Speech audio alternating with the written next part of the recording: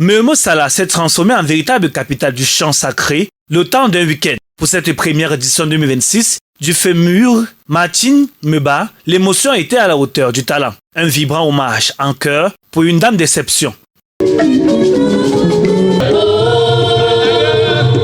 Sur scène, le niveau artistique était particulièrement élevé. Les prestations de grande qualité ont offert au public un moment intense de partage, de communion et de vivre ensemble dans une ambiance chaleureuse et festive. Le principal objectif était de continuer à faire vivre le nom de ma mère. Ma mère était une amoureuse de la musique religieuse. Elle chantait tout le temps.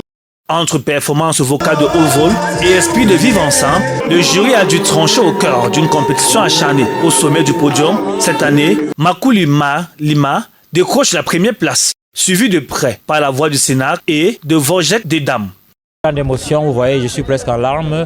C'était un combat difficile, il y avait beaucoup de chorales, une cinquantaine de chorales. Arriver premier, c'était pas facile, on a fait plusieurs nuits sans dormir pour préparer cette édition. Le FEMUR Martin Meba est une initiative de Cathy Meba, fille de la défunte, déterminée à faire vivre l'héritage spirituel et culturel de sa mère à travers ce rendez-vous musical désormais incontournable.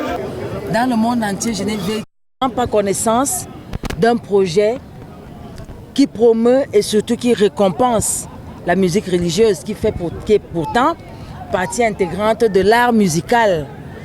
Et aussi, la musique religieuse aujourd'hui est devenue toute une industrie. Lorsqu'on voit